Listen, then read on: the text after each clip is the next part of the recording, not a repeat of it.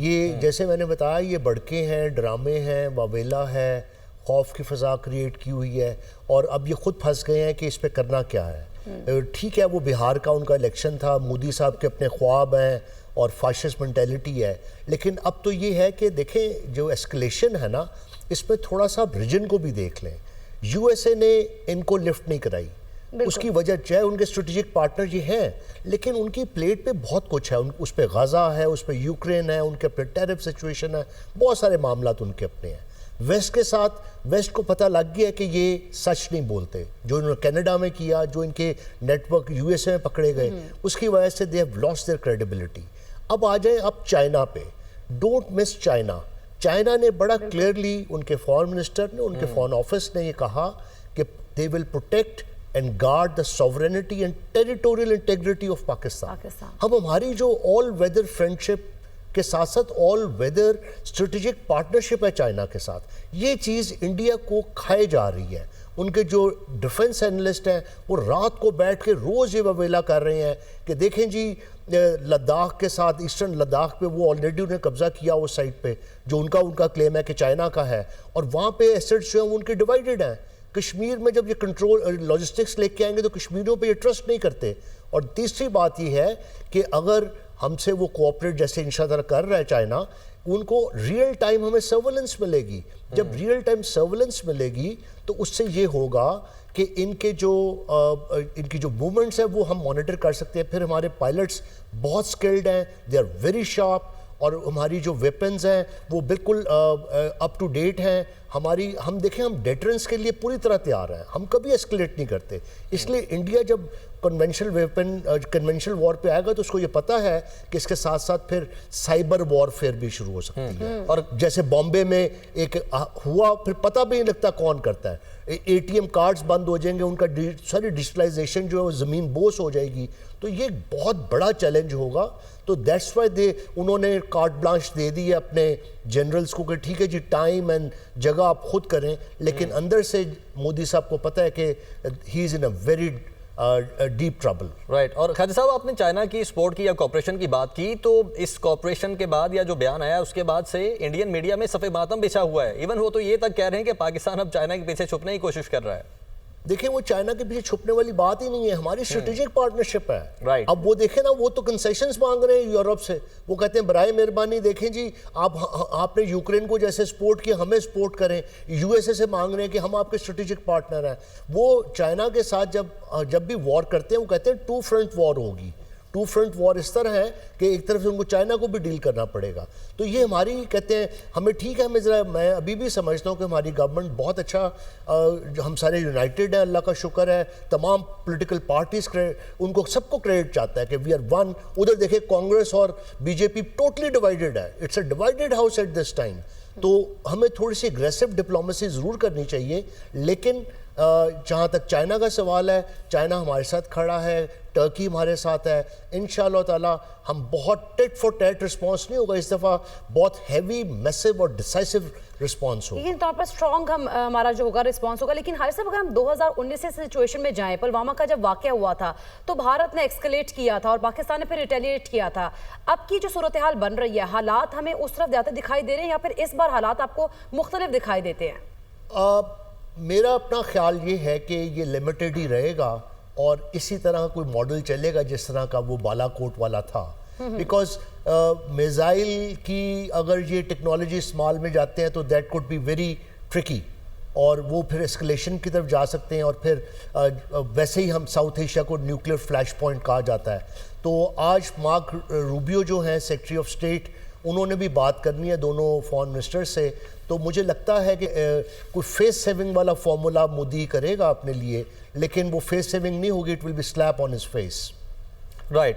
अच्छा, कमर चिमा साहब, आपकी जानिब आऊँगा। ये बताइए कि MVS कुमार को तो हिरासत में लिया गया और जनरल प्रातिक शर्मा को नॉर्दर्न कमांड सौंपी गई है। ये जो नॉर्दर्न कमांड है भारतीय, ये कितने एरिए पर मुहित है, और जो प्रातिक शर्मा है अब उनको क्या टास्क सौंपे गए होंगे? देखिए, पहली बात तो यह है कि इंडियन फोर्सेस के अंदर बहुत ज़्यादा एक बेचैनी है। वो उसकी वजह है कि नरेंद्र मोदी कुछ स्ट्रक्चरल चेंज चाहते हैं। फॉर एग्जांपल, इन्होंने एक नया ऑफिस क्रिएट किया CDS का, चीफ ऑफ डिफेंस स्टाफ का। अच्छा, इसके बाद ये कहते हैं जी कि हमें इंट्रॉपरेबिलिटी करनी है, तमाम फोर्सेस को मिल के सिंक्रोनाइज करना है, ये करना है, वो करना है, जिसकी वजह से इंडियन आर्मी, एयरफोर्स और नेवी जो है उनके अंदर बहुत ज़्यादा फ्रिक्शन रहती है कि किसको ज़्यादा रोल मिलेगा। फिर इन्होंने जो CDS साहब जो अपॉइंट किए हैं वो भी रिटायर्ड थे और उनको दोबारा यूनिफॉर्म पहनाया गया। सो अब मैं आपको बताऊं, ये जो आप बात कर रहे हैं इसमें देखें, जब अभिनंदन का वाकया हुआ, जब उसका जहाज गिराया गया, तो आपको याद होगा कि बीजेपी ने अभिनंदन की तस्वीरें इस्तेमाल की थी अपनी पॉलिटिकल रैली के अंदर, और अभिनंदन की तस्वीरें इस्तेमाल की और जहाज़ों की तस्वीरें इस्तेमाल की अपनी पॉलिटिकल रैलीज के अंदर। तो इंप्रेशन ये दिया गया कि जैसे फौज का इस्तेमाल किया गया इलेक्शन के अंदर, और इसको ऑपोजिशन ने और मीडिया ने डिस्कस किया। अब फिर यही हो रहा है, मुसलसल इंडिया की फौज के अंदर इस चीज को डिस्कस किया जा रहा है कि क्या हम इस्तेमाल हो रहे हैं, क्या हमें मजबूर किया जा रहा है। फॉर एग्जांपल जी, कैबिनेट कमेटी और नेशनल सिक्योरिटी के अंदर किसी फौजी को नहीं बुलाया गया, और वो समझते हैं कि जी डिफेंस मिनिस्टर ही काफी है फौज को रिप्रेजेंट करने के लिए। लेकिन जब चीजें क्लियर नहीं हुई, कल फिर फौज के सर्विसेज चीफ से नरेंद्र मोदी को मिलना पड़ा। सो इंडिया के अंदर जो फौज है उसको इस्तेमाल किया जा रहा है पॉलिटिकल पर्पसेस के लिए, जिससे नरेंद्र मोदी अपनी पावर प्रोजेक्शन करते हैं, जिससे नरेंद्र मोदी अपने आप को बताते हैं कि मैं, जैसे वो कहते हैं ना, मोदी है तो मुमकिन है, मोदी की गारंटी, इस तरह की बातें करते हैं, साथ में फौज का इस्तेमाल करते हैं। तो फौज के अंदर रिजेंटमेंट है, वो एयरफोर्स हो, नेवी हो। इलेक्शंस के दिनों में नेवी का बहुत ज्यादा इस्तेमाल किया गया बताने के लिए जी कि हम अरेबियन सी और इंडियन ओशन के अंदर बहुत सारे पायरेसी ऑपरेशन में इन्वॉल्व है। आज के दिनों में वो साइलेंट बैठे हुए हैं। सो वो जानबूझ के एयरफोर्स, नेवी का और आर्मी का इस्तेमाल करते हैं और उससे अपनी पावर प्रोजेक्शन करते हैं, पॉलिटिकल इंसेंटिव लेते हैं। ये जो जनरल साहब का भी आप नाम ले रहे हैं, ये देखिए अगेन एक फॉल आउट है जी। ये शर्मा साहब का जिस तरह निकलना, और उसमें फिर वो जस्टिफिकेशंस दे रहे हैं सारा टाइम कि नहीं ये वजह नहीं है, वो किसी और वजह से उनका टेन्योर कंप्लीट हो गया। मैं समझता हूं कि ये हाईएस्ट लेवल पे इस तरह के चैलेंजेस है, तो आप नीचे सतह पे आप क्या इमेजिन कर सकते हैं कि क्या क्या होगा। और दूसरी बात है, इंडिया के अंदर जो मीडिया के अंदर आवाजें हैं, जो आजाद मीडिया है इंडिया के अंदर, वो लोग जिनका ताल्लुक इंडियन से है, वो इन चीजों को समझ रहे हैं कि ये मोदी साहब भारत को जो डायरेक्शन दे रहे हैं, वो भले डोमेस्टिक पॉलिटिक्स हो, वो अंदर with in Hindu Muslim divide हो, या रीजन के अंदर जो एक आइसोलेशन नजर आ रही है कि बांग्लादेश भी कह रहा है कि हम आपको वो स्पेस नहीं देंगे जो हसीना वाजिद के दौर में थी। मेरा ख्याल है कि ये ओवरऑल इंडिया के अंदर और फौज के अंदर खास तौर पे ये तासुर पाया जा रहा है कि शायद मोदी साहब ओवरडू कर रहे हैं अपने पॉलिटिकल इंसेंटिव लेने के लिए, और मेरा ख्याल है कि इसी वजह से उनको जो है वो इस तरह के जो वाकयात शर्मा साहब जैसे वाले नजर आ रहे हैं। ठीक है, खुर्रम अब्बास साहब भी हमारे साथ मौजूद हैं, सिक्योरिटी एक्सपर्ट हैं। खुर्रम अब्बास साहब, बहुत शुक्रिया आपने हमें ज्वाइन किया। खुर्रम साहब, कल रात से लेकर अब तक जो इवेंट्स हुए हैं मोदी की ज़ेर सदारत, एक तो कल सिक्योरिटी इजलास हुआ, एक आज भी हो चुका है, फिर उसके बाद LOC पर फायरिंग हुई स्मॉल आर्म के साथ, और उसके बाद जो फिर राफेल तैयारे पेट्रोलिंग के लिए आए, इन तमाम इवेंट्स को अगर देखा जाए तो एक बात तो अब तय है कि इंडिया ने एक माइंड बना लिया है कि उसने कुछ करना ज़रूर है, उसने पाकिस्तान पर हमला ज़रूर करना है, लेकिन अब सवाल ये है कि कब, कहाँ पर और कैसे। जी बहुत शुक्रिया। आई थिंक देखिए, बहुत ज़्यादा जो हाई प्रोफाइल मीटिंग्स हो रही हैं उनसे एक बात तो वाज़े है, जो अगर आप पहली वाली मीटिंग देखें जिसमें कैबिनेट कमेटी ऑफ सिक्योरिटी की जो मीटिंग हुई थी, या जो अभी मीटिंग हुई है, और फिर उसके अलावा जो मोदी की मीटिंग हुई है, जो उसके मिलिट्री एक्सपर्ट्स हैं और जो उनके ऑफिशियल्स हैं, कि एक तरफ तो पॉलिटिकल कमिटमेंट है, पॉलिटिकल ट्रैप, एक कमिटमेंट ट्रैप है मोदी की तरफ से, जो कि वो बहुत ज़्यादा दावे उन्होंने किए। बिहार के अंदर भी जलसे के अंदर उन्होंने खिताब किया और बड़ी बड़ी जो है वो बातें की। और दूसरी तरफ जो हार्ड ग्राउंड रियलिटीज़ हैं ग्राउंड के ऊपर, जिसमें मिलिट्री जो है वो खुद समझती है कि जो इंडियन मिलिट्री है वो खुद समझती है कि वो कितनी कैपेबल है। और ये याद रखें कि वॉर्स जो हैं वो बहुत कॉस्टली होती हैं। सो आपको एक क्लियर डिवाइड नज़र आएगी जहाँ पे मिलिट्री जो है उनकी वो अभी तक जो है वो खुलकर सामने नहीं आ रही, बट उसको लगता है कि मोदी जो है या जो बीजेपी की गवर्नमेंट है वो धकेल रहे हैं towards a war. Number 1। Number 2, अगर आप देखें तो एक और जो इन सारे मामलात के अंदर 22 अप्रैल से अब तक जो चीज़ सामने आई है वो ये आई है कि जो एक्सपल्शन थी हमारे जो डिफेंस अटैशीज़ थे, मिलिट्री अटैशीज़ थे या नेवल अटैशीज़ थे इंडिया से, और उसके बाद जो उनको पर्सोना नॉन ग्राटा करार दिया गया, और बाद में जो इंडियन मीडिया इस वक्त एक चीज़ जो बहुत ज़्यादा उभार रहा है, जिसके ऊपर वो बहुत ज़्यादा इंस्टिगेट कर रहा है, वो ट्राई कर रहे हैं किसी तरीके से जो अस्करी इदारे हैं उनको सिंगल आउट किया जाए पाकिस्तान के अंदर। और बेसिकली वो अब पाकिस्तान का नाम नहीं ले रहे, बल्कि वो punishment of Indian Pakistani military की बात कर रहे हैं। सो इंटरनेशनल लेवल पर वो कोशिश कर रहे हैं कि कहीं ना कहीं इस तरह से एक केस डेवलप किया जाए, नैरेटिव डेवलप किया जाए कि किसी तरीके से जो पाकिस्तान के दिफाई इदारे हैं वो उसकी जद में आए। लेकिन अभी तक आप देखें तो अभी आज 8वां दिन है इस सारे मामले को, लेकिन अभी तक जो इंडियन नैरेटिव है वो बैक टू बैक हजीमत का सामना करना पड़ा, चाहे वो बायलैटरल लेवल पर हो, चाहे वो मल्टीलैटरल लेवल पर हो। जो यूएन सिक्योरिटी काउंसिल की रेजोल्यूशन थी उसका जो टेक्स्ट था वो डाइल्यूट हुआ। फिर इसके अलावा जो एक्सपेक्टेशन थी कि शायद जो वेस्टर्न कम्युनिटी यूएस वहाँ से बहुत सपोर्टिव बयानात आएंगे, तो ट्रंप की तरफ से भी जो बयान आया है वो काफ़ी हद तक जो है वो उनके साथ उन लोगों के साथ हमदर्दी का इजहार तो कर रहे हैं जिनकी जानें ज़ाया हुई, बट दूसरी तरफ वो पाकिस्तान को मुर्द इल्ज़ाम नहीं ठहरा रहे। सो आपको इंटरनेशनल लेवल पर जो नैरेटिव है इंडिया का वो बहुत ज़्यादा उसको जो है पजीराई नहीं मिली। तो अब उसकी खिफत मिटाने के लिए आ गया। खुर्रम अब्बास साहब हमारे साथ, हमारे एनालिस्ट बाकी भी मौजूद हैं, आप हमारे साथ ही रहिएगा। जो सिचुएशन तब्दील हो रही है और फिर DGISPR जो आज गुफ्तगू करने जा रहे हैं और कल की जो गुफ्तगू के अहम पॉइंट्स हैं उन पर डिस्कशन करेंगे एक ब्रेक के बाद। वेलकम है। पहलगाम फॉल्स फ्लैग ऑपरेशन के बाद पाक फौज की जंगी तैयारियां उरूज पर पहुंच चुकी हैं। ज़राए के मुताबिक जंगी मशकों में छोटे बड़े जदीद हथियारों समेत टैंकों, तोपखाना और इन्फेंट्री ने हिस्सा लिया। ये जंगी मशकें सियालकोट, नारोवाल, जफरवाल और शकरगढ़ समेत दीगर इलाकों में की जा रही हैं। पाक फौज के जवान दिफाए वतन के लिए पुरअज़्म हैं। मुल्क की सलामती और दिफा के लिए पाक फौज के जवान कुर्बानी देने को तैयार हैं।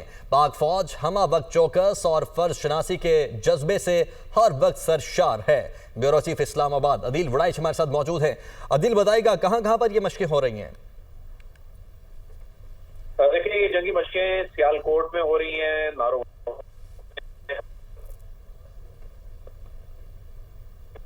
अदील वड़ाइच हमारे साथ मौजूद हैं। पहलगाम फॉल्स फ्लैग ऑपरेशन के बाद पाक फौज की जंगी तैयारियां अरूज पर हैं। ज़राए के मुताबिक जंगी मशकों में छोटे बड़े जदीद हथियारों समेत टैंकों, तोपखाने और इन्फेंट्री ने हिस्सा लिया।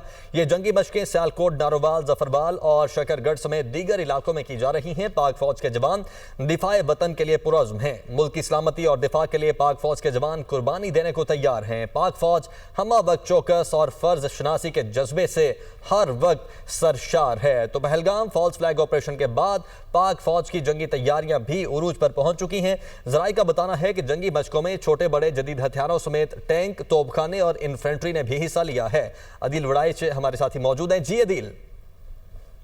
जी, ये जंगी मशकें सियालकोट में जारी हैं, नारोवाल में, जफरवाल में और शकरगढ़ समेत दीगर इलाकों में जारी हैं। और जंगी मशकों में छोटे बड़े जदीद हथियारों समेत जो टैंक हैं हिस्सा ले रहे हैं, तोपखाना और इन्फेंट्री ने इसमें हिस्सा लिया है। और पहलगाम फॉल्स फ्लैग के बाद जो पाक फौज की जो जंगी तैयारियां, अगर हम कहें कि इस वक्त अरूज पे हैं, जब भारतीय अज़ाइम दुनिया के सामने आ चुके हैं और भारत की जानिब से हमले की तैयारियों के हवाले से इंटेलिजेंस इतलात हैं। और एक ऐसे वक्त में जब गुज़िश्ता शब ना सिर्फ जमीनी अफवाज के दरमियान जो है वो आमना सामना हुआ, LOC पे जो है वो भारी हथियारों से फायरिंग की गई, भारी असले से फायरिंग की गई, बल्कि फिजा में भी 4 राफेल तैयारे जो हैं वो बिल्कुल LOC के करीब जो है वो गश्त कर रहे थे। और उसके बाद पाकिस्तानी जो रिस्पांस था उसको देखते हुए उन्हें वहां से भागना पड़ा। तो ऐसे में अब पाक फौज की जो जंगी तैयारियां हैं वो अरूज पर पहुंच चुकी हैं और पाक फौज की जंगी मशकें इस वक्त चल रही हैं। और इन जंगी मशकों में हम देख सकते हैं कि जो फुटेजेस सामने आई हैं, जो तस्वीर सामने आई है, टैंक देखे जा सकते हैं। ठीक है अदील, बहुत शुक्रिया, आपने हमें सारी सूरत हाल से मुतालिक आगाह किया है। पाक फौज जो है वो हमा वक्त तैयार भी है और किस तरह की तैयारी की जा रही है, और फिर अगर एक्सकलेट कर रहा है भारत तो रिटेलिएशन की कितनी ताकत है पाकिस्तान के पास, पाक फौज के पास, इसी पर बात करेंगे। खालिद साहब, आप ही की जानिब आएंगे। अगर हम भारत की सारी सिचुएशन को देख लें, पाकिस्तान के पास भरपूर रिटेलिएशन की ताकत मौजूद है। देखें बिल्कुल आप सही फरमा रहे हैं, बिल्कुल हमारे पास मौजूद है। अभी जो खुर्रम अब्बास साहब ने एक पॉइंट आउट किया कि इंडियन मीडिया और गवर्नमेंट जो है लेटली एक नैरेटिव लाना चाह रही है कि वो पाकिस्तान के दिफाई इदारों को सिंगल आउट करना चाह रही है। तो उनके जवाब में मैं एक बात कहूँगा कि मेक नो मिस्टेक, इंडियन कौम और इंडियन लीडरशिप को पता होना चाहिए कि पाकिस्तान का बच्चा इस वक्त जिस तरह पाक फ़ौज की भी तैयारी दिखा रहे थे अदील वड़ाइच, हम अपने फ़ौजी के साथ हमारा बच्चा अपने दिफा के लिए और सलामती के लिए पाकिस्तान फ़ौज के पीछे खड़ा है। पाकिस्तान एक रोमांस है, पाकिस्तान हमारी माँ है और हमें इसको डिफेंड करना आता है। तो लिहाजा किसी मैली आंख से ये राफेल आएंगे जाएंगे कुछ करते रहें, एक ड्रोन ही है ये इसको गिरा लेगा इंशाल्लाह। तो जहाँ तक आप तैयारी की बात कर रहे हैं तो हम बिल्कुल मुकम्मल तौर पे अल्लाह का शुक्र है, हमारे वेपन्स, हमारी इक्विपमेंट और हमारे फ़ौजी जो हैं, हमारे जो पायलट्स हैं, they are very skilled, they are very sharp. और आपको पता है कि बालाकोट के बाद किस तरह जो इवेंट हुआ, तो मुझे तो ये लगता है कि कहते हैं हमारे जो मेस हैं उसमें ना सिर्फ हम तैयारी करें बल्कि वहाँ पे गर्म पानी भी हो रहा है ताकि चाय की तैयारी भी कर रहे हैं कि किसी पायलट को चाय पिलानी पड़ जाए। बिल्कुल। अच्छा चीमा साहब, वैसे तो हमारी जो पाकिस्तानी फोर्सेज हैं, अगर ये कहा जाए कि इनको तैयारी की जरूरत नहीं है, ये कहना गलत नहीं होगा, क्योंकि वैसे भी डेली बेस पर तो 180 के करीब ऑपरेशंस हैं जो पाक फौज पूरे मुल्क में कंडक्ट कर रही होती है खारजियों के खिलाफ। तो ये जो तैयारियां की जा रही हैं ये तो सिर्फ दुश्मन को दिखाने के लिए कि भाई हम तैयार बैठे हैं, आओ और हम भरपूर जवाब देंगे। देखिए जी, पाकिस्तान की जो फौज है ना, ये बैटल हार्टेंड फौज है। पिछले आप देखें कि तकरीबन 2 दहाइयों से ऑलमोस्ट कम से कम 15-18 साल से पाकिस्तान की फौज इस खित्ते में अमन के लिए, नॉट जस्ट इन पाकिस्तान बल्कि पूरे खित्ते में अमन के लिए इनकी बड़ी कुर्बानियां हैं। और बैटल हार्डेंड फौज है जिसके जवानों से लेके अफसरों तक जिन्होंने शहादतें दी हैं। और मैं समझता हूं कि ये जो आपने बात की इंटेलिजेंस बेस्ड ऑपरेशन की, हर वक्त तैयारी मुकम्मल होती है।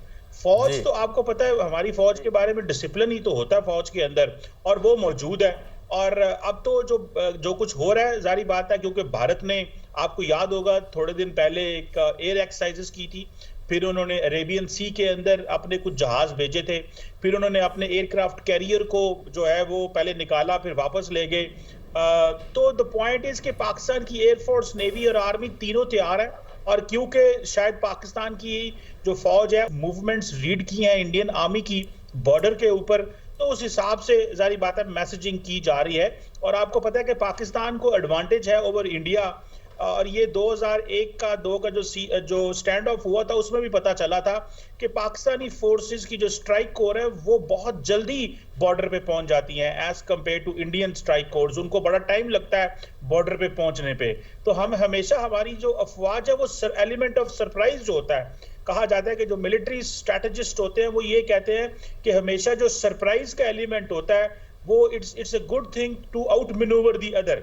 सो हमारी पाकिस्तान की जो अफवाज हैं, ये इनके पास जो सरप्राइज का एलिमेंट है कि अभी शायद इंडियन फौज सोच रही होगी कि हमें मूव करना है बॉर्डर के ऊपर, और हमारी ये जो अफवाज है वो ऑलरेडी बॉर्डर के ऊपर बैठी होंगी। सो हम उनको वेलकम करेंगे if they will come, and वो जो हम उनको फिर वेलकम तो दूसरा ही होगा, दमादम मस्त कलंदर वाला। But the point here is कि ये सरप्राइज का एलिमेंट जो है ये हमारी ये फौज देगी, और बिल्कुल कंप्लीट तैयार है। आपको पता है एयरफोर्स तो बिल्कुल ऑलरेडी आसमानों में होते हैं, उनको तो पता होता है, रेडार्स का जमाना है आजकल, आपको पता है साइंटिफिक जो है टूल्स मौजूद है, इंटेलिजेंस के पता चल जाता है कि कहां से क्या रात को भी इसी तरीके से यकीनी तौर पर पता चला जब राफेल तैयारे मकबूजा कश्मीर में पेट्रोलिंग कर रहे थे। खुर्रम साहब, आपकी जानिब आऊंगा, जैसे कि आप पहले बात कर रहे थे कुछ देर पहले कि मोदी की 2 मीटिंग्स हुई हैं। अब यहाँ पर एक बड़ा इंपॉर्टेंट क्वेश्चन ये है कि मोदी क्या खुद ये ऑपरेशन अगर कोई करना चाह रहे हैं या फिर प्रेशर में आकर करना चाह रहे हैं? प्रेशर इस तरह से कि बीजेपी के रहनुमाओं के इमाम पर, मुसलमानों पर तशद्दुद हो रहा है इस वक्त इंडिया में, मसाजिद में तौहीन आमेज पोस्टर्स लगाए करवाए जा रहे हैं, फिर मुसलमानों की मुआशी बायकॉट की मुहिम चल रही है, 21 से जायद एंटी मुस्लिम तशद्दुद के वाक़यात अभी तक रिपोर्ट हो चुके हैं और अभी तक ये सिलसिला जारी है। फिर जो वाशिंगटन डीसी के Center for Studies of Organized Hate है, उसने भी ये रिपोर्ट किया है कि भारत में मुस्लिम दुश्मनी बढ़ चुकी है। तो क्वेश्चन ये रेज होता है कि मोदी क्या इस सब प्रेशर में आकर और वहां की मीडिया जो है उसके प्रेशर में आकर कुछ करना चाह रहा है? देखिए, मैंने जैसे पहले कहा कि उनका अपना खुद का जो है वो जो कमिटमेंट थी, जो उन्होंने कमिटमेंट्स की हैं बिहार के अंदर, जिस तरह से जलसा किया है, जिस तरह से वो अपना विजिट जो है वो कट शॉर्ट करके सऊदी अरेबिया से वापस आए, और फिर जिस तरह से पहले दिन ही CCS के अंदर जो मीटिंग हुई है और उसमें उन्होंने जो मेजर्स लिए हैं, परहैप्स वो मेजर्स अगर not as a start but as a end उसको लेते तो मेरे ख्याल से वो ज़्यादा जो है ना वो एक समझा जाता है कि शायद बेहतर था, क्यों, लेकिन उन्होंने जो स्टार्ट ही लिया है वो बहुत बड़े लेवल पर एस्केलेशन से शुरू किया है, नंबर 1। नंबर 2, जो आप बात कर रहे हैं कि एक जो अनफॉर्चुनेट जो वहां पर इस वक्त सूरत हाल पैदा हो चुकी है इंडिया के अंदर अक़लियतों के खिलाफ, खासतौर पर मुसलमानों के खिलाफ। देखिए, एक और जो अनफॉर्चुनेट इशू है, जो कल्चर वहाँ बन चुका है इंडिया के अंदर, कि मणिपुर में अगर 200 से ज़्यादा लोग मर जाते हैं तो उसके ऊपर जो है वो कोई मीडिया हाइप नहीं क्रिएट की जाती, उनके ऊपर बात नहीं की जाती, उसके ऊपर जो पॉलिटिकल लीडरशिप है वो बात करने से कासर होती है। लेकिन वहीं पे अगर दिल्ली के जो लोग हैं उनको कत्ल किया जाए, जो कि अगेन अनफॉर्चुनेट और ट्रेजिक है, बट स्टिल उसके ऊपर जो है उन्होंने अपने ही सिटीजन्स को जो है वो मुख्तलिफ क्लासेस में डिवाइड कर रखा है अनफॉर्चुनेटली। और फिर जो एक रिएक्शन आया है कश्मीर के हवाले से, कश्मीरी के मुसलमानों के खिलाफ, और जो कश्मीरी मुसलमान मुख्तलिफ जगहों पर पढ़ रहे थे, और यहाँ पे मैं एक और चीज़ पॉइंट आउट करना चाहूँगा कि वो पाकिस्तानी जो इंडिया में मौजूद थे और जो वापस आ रहे थे, उनके साथ जिस तरह से एक सलूक किया गया है वापसी पे, उनको जिस तरह से सिक्योरिटी चेक से गुजारा गया है, जिस तरह उनके साथ जो है ह्यूमिलिएटिंग एक सलूक किया गया है, वो भी मेरे ख्याल में सफारत खाने का जो हमला था, वहां के मीडिया ने उनके साथ बदतमीजी की है बॉर्डर पर, मीडिया ने। और जी, तो सफारत खाने के अमले के अलावा जो आम शहरी हैं, जब वो वापस आए हैं वाघा बॉर्डर पे और जो मुख्तलिफ फ़्लाइट्स के ज़रिए, तो उनके साथ बहुत ही ह्यूमिलिएटिंग सलूक किया गया। तो मेरे ख्याल से इसके ऊपर भी हमें जो है वो ज़रूर आवाज़ उठानी चाहिए, और मेरे ख्याल से जो हमारा मीडिया है उन लोगों को ज़रूर उनके एक्सपीरियंसेस जो है वो भी शेयर करे कि किस तरह से उनको जो है वो मुश्किलात का सामना करना पड़ा वापस आते हुए पाकिस्तान। लेकिन तौर पर खुर्रम साहब, ये चीज़ें हाईलाइट हमारा मीडिया तो कर रहा था, लेकिन इसी वजह से वहां पर उन्होंने बैन भी कर दिया है। शीमा साहब, हम कल की प्रेस कॉन्फ्रेंस का एक बड़ा अहम पॉइंट था जो कि उन्होंने डिस्कस किया कि रॉ तो सिविलियन इदारा है, वो डायरेक्टली इन्वॉल्व नहीं, बल्कि जो इंडियन मिलिट्री है वो इस सारी सिचुएशन में डायरेक्टली इन्वॉल्व है, और यही नहीं बल्कि एक्टिवली वो अपने NCOs और JCOs जो हैं और सिपाही, उनको भी डिप्लॉय और एम्प्लॉय कर रहे हैं। आप समझते हैं कि ये दहशतगर्दी की एक्टिव और डायरेक्ट सपोर्ट और फैसिलिटेशन के लिए? देखिए, मैं समझता हूं कि ये आप जब ये कहते हैं कि बलूचिस्तान के अंदर और खैबर पख्तूनख्वा से ऐसी प्रॉक्सीज हैं जो मुसलसल पाकिस्तान पे हमला कर रहे हैं, तो वो बड़ी क्लैरिटी है हमें इसके ऊपर के जारी बात है। इंडियन जो नेशनल सिक्योरिटी एडवाइजर है, उनकी डिफेंसिव ऑफेंस की डॉक्ट्रिन है, वो कहते हैं पाकिस्तान को घर में बिजी रखें, इसको जो दहशतगर्द जमाते हैं यहाँ पे उनको फाइनेंस करते रहें, पैसा देते रहें, रिसोर्सेज पहुंचाते रहें, और पाकिस्तान की फौज को इस लेवल पे जो है वो इंगेज रखें। तो वो जो कल DGISPR ने बात की, मैं समझता हूँ इसमें कंसिस्टेंसी होनी चाहिए जी। हमारा ये होता है कि हम एक इवेंट के बाद उसको स्किप कर जाते हैं या उसको जिस तरह एम्पलीफाई करना चाहिए प्रॉपरली नहीं कर पाते। मैं समझता हूँ कि ये बात पाकिस्तानियों के और इंटरनेशनल कम्युनिटी के जहनों में नक्श कर देनी चाहिए कि देखें, ये दहशतगर्द जमातों के पास असला, पैसा, रिसोर्सेज ये कहाँ से आएगा? ये इन्हीं, देखिए, ना तो ये इनके कोई फैक्ट्रियां दहशतगर्दों की, ना ये इनके कोई मुल्क हैं, ना इनके पीछे कोई इनके फाइनेंसर नजर आते हैं, तो कहां से ये पैसा आता है? बिल्कुल सही है, के तौर पे इस्तेमाल होती है जी। Point is taken. ख्वाजा साहब, जिस तरह से प्रेस कॉन्फ्रेंस, कल की प्रेस कॉन्फ्रेंस की बात हो रही है, तो आज भी एक 7:10 पर प्रेस कॉन्फ्रेंस होने जा रही है DGISPR और जो वजीर खारिजा इसाक डार, उन दोनों की। आप क्या समझते हैं, उसमें क्या कुछ बताया जाएगा आज? देखिए जी, अभी तक आप देख लें कि पाकिस्तान का एक बहुत मेजर्ड और बहुत रिस्पॉन्सिबल रिस्पॉन्स है टूवर्ड्स द होल सिचुएशन। एक तरफ आपको वॉर मॉन्गर्स नज़र आ रहे हैं, एक तरफ वॉर हिस्टीरिया क्रिएट हुआ है, और विदाउट एविडेंस, विदाउट किसी तहकीक के, विदाउट एनी प्रूफ इल्ज़ाम तराशी की और एक जिंगोइज़म वाला माहौल क्रिएट किया है। दूसरी तरफ पाकिस्तान का आप एक प्रूडेंस, विजडम, और ये पाकिस्तान का एक ट्रेडिशनल एटीट्यूड रहा है कि हम कभी ऑफेंसिव पे नहीं जाते, हम we always talk about peace. लेकिन एक बात हम मैं हमेशा बात आखिरी एक जुमला करते हैं। कह खुर्रम दूं, अब्बास साहब, सिक्योरिटी एक्सपर्ट, ख्वाजा इमरान नज़ीर साहब और कमर चीमा साहब हमारे साथ मौजूद थे हमारे आज के इस पैनल, और ये डिस्कशन आपने देखी। आज के लिए दुनिया सिचुएशन रूम से फिल वक्त इतना ही। देखते रहिए दुनिया न्यूज़।